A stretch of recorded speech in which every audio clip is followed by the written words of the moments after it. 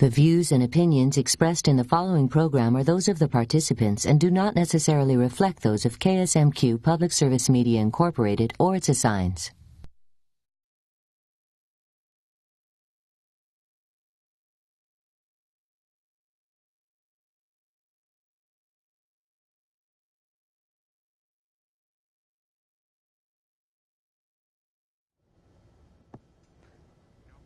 Tonight on Health Connections, we're talking about a staple around the world, the Red Cross. Stay tuned, you're watching Health Connections.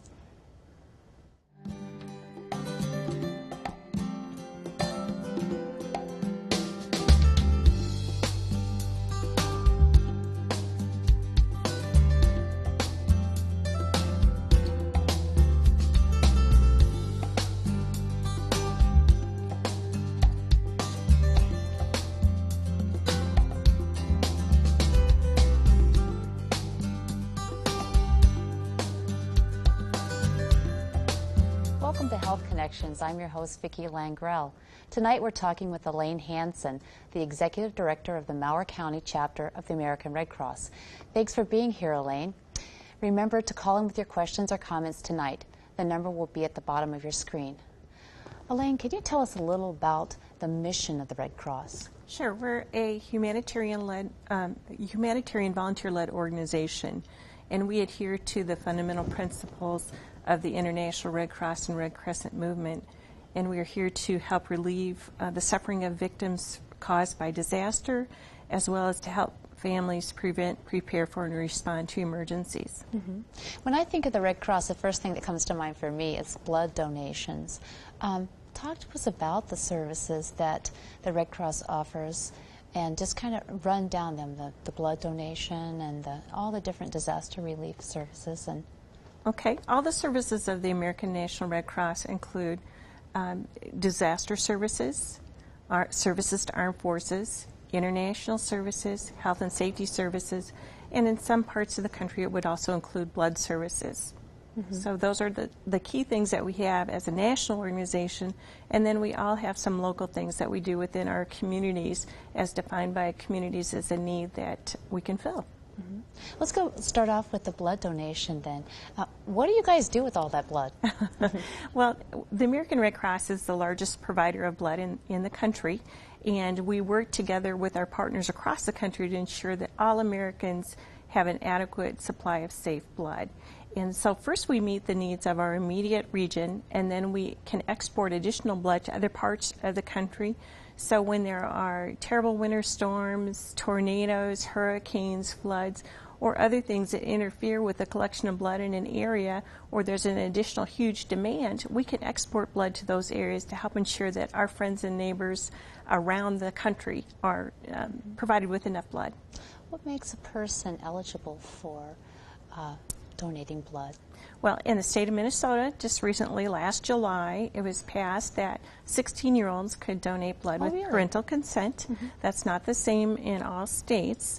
The national standard is 17 years of old, and there's no upper number, so you can give as long as you're able. Mm-hmm. You need to weigh at least 110 pounds and be in good health. Mm-hmm. And those are the basic things that are involved. And when you come to donate blood, it's a volunteer service that you're doing. And there's a whole process that we go through. So people come in and they get a mini physical to make sure that they're okay that day, temperature, blood pressure, pulse, mm-hmm. and a very detailed background, a history background to ensure that that blood is really safe for whoever's going to receive it at the other end. Mm-hmm. Any new technologies out there that would help with donating blood?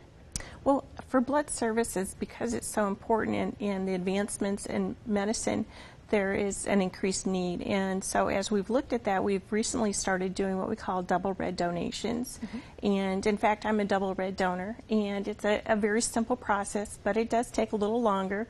It's not available at all blood mobiles, but you go in, you go through the basic process as everyone else does, and then when you are making your donation, they take 1 unit of whole blood, mm-hmm. and then they cycle it and take off the red blood cells and return everything else to you and cycle it through your body again, and then they'll draw a second unit of whole blood and divide that as well. So they get 2 units of red blood cells. Wow. So it's a really big plus for that.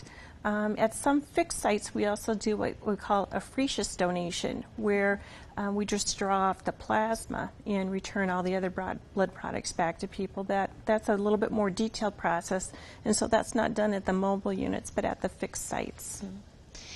Why is it so important to donate blood? Gosh, all of us, I mean, not all of us, but more than 90% of us are going to need blood at some point in our life. And every 2 seconds, somebody needs blood or a blood product. So it's just a huge critical need. And again, as medicine continues to expand, there's so much more of a need as we have more elective surgeries, as we're living longer. And certainly, many of the cancer patients are needing more and more blood also. And it makes such a huge difference to be able to have our family here with us as long as possible. So through that donation of blood, you're helping to save a life. And you never know who it's going to be. If it's yourself, could be your next door neighbor, could be your family across the country. So it's really important for those of us who are eligible to give to do so, because less than 5% of the eligible donors even donate. So it's a huge need. And so we really encourage people to give it a try and give that gift of life. Is there any way right now that we can replicate blood? Not at this time. They have some substitutes that they use for people that are in an emergency situation, and it really just helps to increase the volume, but it does not have the ability to regenerate cells. So there's no substitute for blood. So the only way to ensure is to roll up your sleeve and give that gift. Right. And there are lots of blood mobiles throughout the area, and you can contact local chapters or visit redcross.org and find information about all the blood mobiles throughout the area. Can you bank blood for your family? You know, is there a shelf life to it? There is a shelf life, and it depends if it's whole unit or divided, you know, into the different components. But there is a program called Autologous where you can do self-donated and directed donation. For instance, if you're going to have elective surgery and things like that, often people want to bank their own blood, and that's possible. And you can call your local Red Cross for more information, or call the Blood Center in St. Paul, which is 1-800-426-2164. You have a good memory. It's a number we call quite often to help people get the right information, because it's so important that we give good information to people. Elaine, what's the most memorable Red Cross experience you've had, you know, relief effort that you've been involved with? For disaster personally? relief? Or not necessarily on a big term, just something that's meant a lot to you. There are just so many, because every family you help, it really touches your life. I really remember the first time I went out on a call. It was in the afternoon, and I'd been at the Red Cross about 2 months, so I was pretty new. And we got a call, and it was a duplex fire. And without hesitation, I went. The firemen were there, still putting the fire out, and there were 2 women standing in the street. And one of them was the owner of the duplex, and they lived on the lower level, and they had lots of family in town, and her husband was in town. He was on his way home from work, and they had insurance. So, you know, I felt like she had a pretty good support network. And as I turned to the other woman, she was very distraught because she had no family in town. Her husband worked and traveled a lot, and he was several states away, actually, when the fire occurred. And her children were off at school, and so she was really devastated by that. And just the power, Vicki, to take a quilt that an area church lady had made for us to give to disaster victims and put her around her shoulders and let her know that it's all right. People think enough of her that they make sure the Red Cross is ready to respond when that emergency happened. And I told her that we would be her family until they got back on their feet and recovered. And it's an incredibly moving experience to do that. I get goosebumps just remembering it and knowing that people make that possible, because we don't get any government funding. So it's people's donation of time and money that makes it possible for us to respond to disasters, such as the tornado that we had this year. I was out one morning, the next morning, and we were doing disaster assessment, and as we were driving along, I said, wait, stop, there's my friend, and I didn't know exactly where she lived, and there she was standing in the middle of her front yard with all that devastation around her. And I just ran over to her and I gave her a big hug, and I said, it's okay, we're here for you. And it was so wonderful to know that because of the support of the people in America that we are able to stand up and say, we're here to help you. Mm-hmm.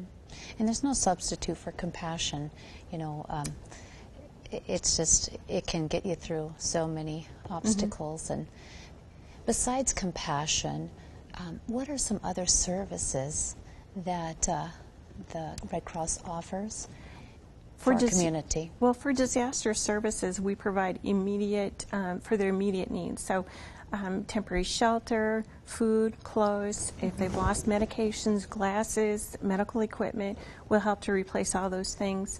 Even if people have insurance, you still need usually help within that first 24 to 48 hours. So Red Cross is there, and we respond to all disasters in the county within 2 hours. So in 2 hours. Wow. We do, and it's usually just a matter of minutes because we have trained volunteers throughout the county. They form what we call disaster action teams, and they know their community. So when a fire happens in Leroy, that team responds. They know the people, they know the resources, and if so-and-so's gone, they know how to get hold of somebody else at the hardware store to get something to help the family or whatever it is, or who's related and the connections. So it's just really neighbors helping neighbors. Right. So there's a prepared part of that, to be prepared, and then there's the actual folks that the plans and what they do. They go out and actually provide the services. Right. We have actually different components of disaster services. Of course, response is meeting that need, but also the planning. So we have a chapter plan. Our plan becomes part of the county's emergency management plan, which in turn becomes part of the state and the national plan. And the American Red Cross is the only non-government agency that is definitely outlined in the Homeland Security, FEMA National Response Plan. So we are the only non-government entity that has a direct job to do in the event of a disaster, although we don't get any government funding. And so that role that we have in planning and preparedness is very important. And of course, in preparedness, that would include recruiting and training those volunteers to be ready to respond and have the resources on hand. So in the case of the tornado, so that we would have cleanup kits to give to people, which are some tools to help them clean up. Comfort kits or some basic hygiene items. So here's some toothpaste and a washcloth and just some real basic things that you need immediately if you're displaced out of your home. Then we also have what we call community disaster education, which is really helping people to prepare for those emergencies. And we spend a lot of time working on that. And right now, one of our big preparedness areas was in pandemic planning. In the event H1N1 becomes a bigger issue in our community. So we're taking some steps in that regard right now. And then the fifth area of disaster relief or disaster services is mitigation, where we work with local government and entities looking for ways to lessen the possible effects of future disasters. And some of that includes the Austin flood mitigation efforts, and we have shared all the information that we have and encouraged some efforts to help lessen the effects of future flooding. Oh, good. Well, in addition to the disaster relief, what other community services do you offer as far as safety classes or lifeguarding, perhaps, CPR? Tell us a little about that. Okay. We have a whole gamut of what we call health and safety services, which includes our CPR and first aid courses. And we also have CPR with AED, which is automatic external defibrillator for the professional rescuer. So that's the type of a class that professionals take, nursing students, radiology students, many of those people take those classes as part of their coursework, and then they are renewed annually for that service as well. We have babysitters training for 11 to 15-year-olds, and we have what we call rescue kids, first aid, basic first aid for them, and it goes into a lot of preparedness activities and how to deal with minor injuries, such as nosebleeds and scrapes and those types of things. Also in health and safety, we offer HIV/AIDS education because unfortunately, although it's not in the media, it is a growing concern. It's continuing to be something. So we are really working with a lot of entities to help people make better choices And we do a lot with high school students and college students as well, because one bad decision can affect not only your life but many others. So we're hoping that, you know, by providing more information, that they're better prepared to make better choices down the road. And then our water safety program in Mower County, all of the lifeguards and WSI, our water safety instructors, are Red Cross certified. Is that right? Many of the pools teach Red Cross swimming lessons. The YMCA does not, but we still work with them, and their lifeguards and instructors take our program. So it's a really good partnership that we have, helping to ensure that we have good, strong swimmers and people know what to do if there's a water emergency. Then in health and safety, we also have a program for blood pressure screenings that we do every week at the Senior Center. And we also do once a month at the YMCA, as well as some other activities around town.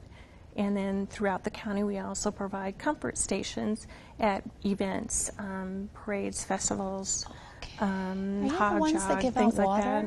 We do that. It just depends upon the event and what we do there. So that's a little bit about health and safety. Do you offer any transportation services for seniors? We don't in our community. Some chapters across the country do. However, we don't. We work to make sure that our services do not duplicate those of other organizations in the community. So you're communicating with all the other public safety folks and right. And one of the services that we do that's a big collaboration is our personal care shelf, where we provide personal hygiene items to people in an emergency situation. And that's a program that's unique for our chapter. There aren't any other chapters in the country that do that, but that was a need in our community. And it's the things that aren't available through a food shelf or other resources. Basic things like shampoo, toothpaste, toothbrush, deodorant, detergent, dish detergent, laundry detergent. Those are some very basic things. Really basic Need, things. And for babies, we give cloth diapers, because it's a renewable resource for families, and toilet paper and Kleenex, and just, you know, the very basic things that we need, but it makes a huge difference. And again, that's on a referral basis, so people are referred in by our partner agencies throughout the county, and they can come and get some help. And it's pretty wonderful. There were times, especially, Vicki, when families were facing deployment, and with this war, we've had it where they're actually mother and father both being deployed at the same time, and grandparents all of a sudden raising these very young children. And we had one grandma come in, and she was on a fixed income, and all of a sudden she's got this infant to care for. And it was so heartwarming to just open up the doors and be able to provide her with those resources. Is it a one-time shot deal, or? We do it twice a year for people. You know, it's on a referral basis. It's really just an emergency situation.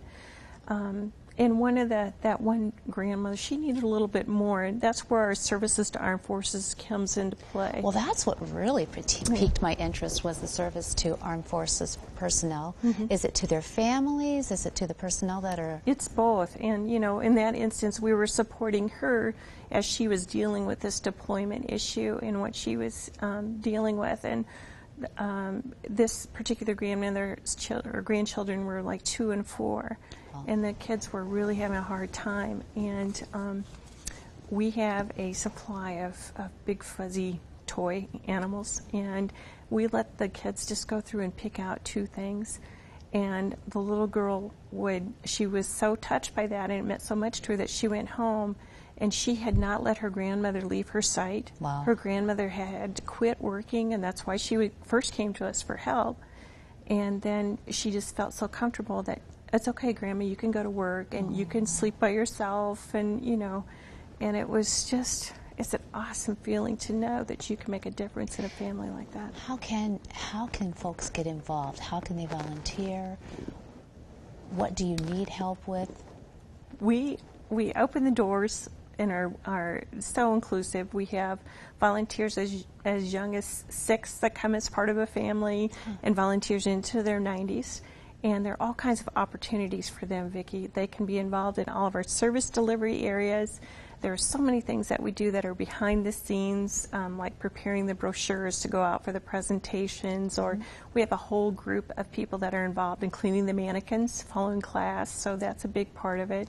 We have a group of people that work in the office for clerical support or come to do special mailings. And of course, during times of disasters, we need lots of helping hands to do those things. And in that case, we use only trained volunteers so that they know kind of how to respond and how we do that, because that's part of the national program.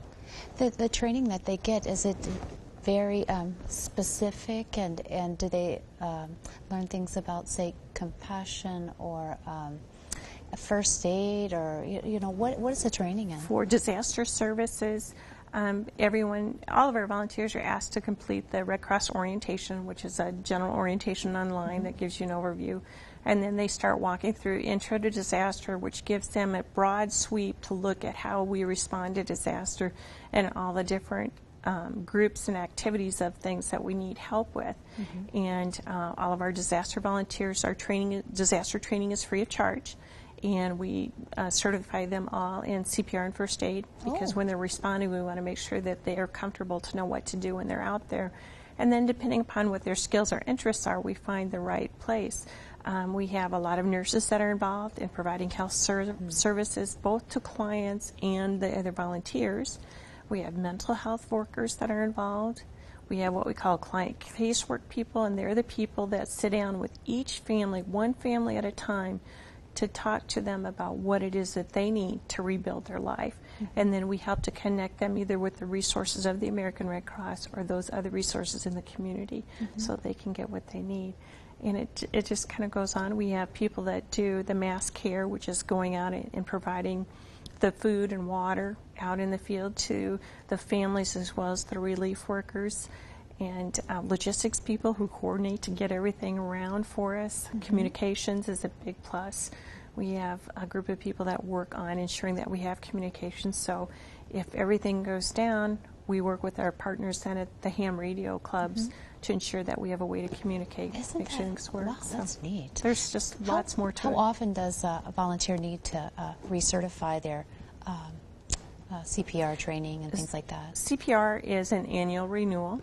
And first aid is every 3 years, and we have classes every month, and the schedule is printed at least 6 months in advance, so there's lots of opportunities for people to sign up for classes, and we have classes offered throughout the month, different days of the week and times of day too, so we have a lot of opportunities, and we're really proud of some of our workplace partners who know how important it is to ensure that their employees are trained.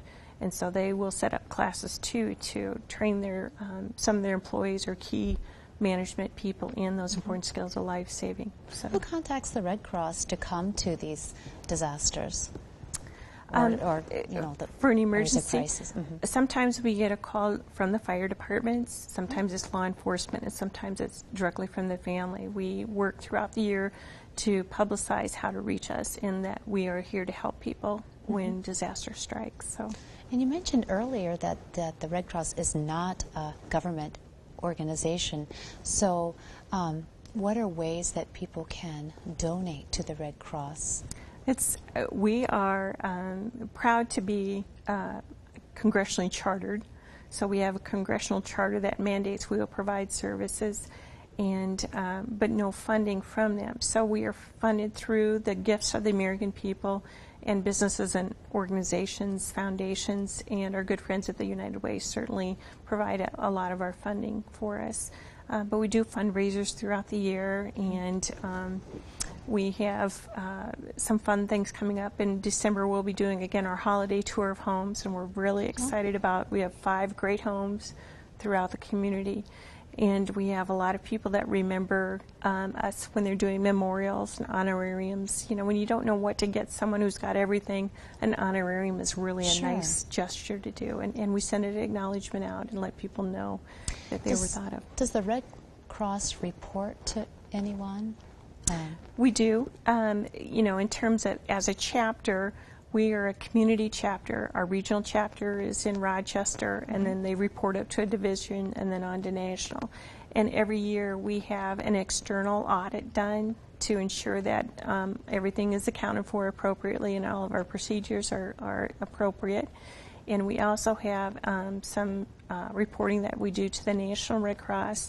And the Red Cross is volunteer-led again, and the Board of Governors are the oversight people to ensure that we are meeting the standards the American people expect from the Red Cross. Mm-hmm. I see that there's a huge volunteer component of the Red Cross.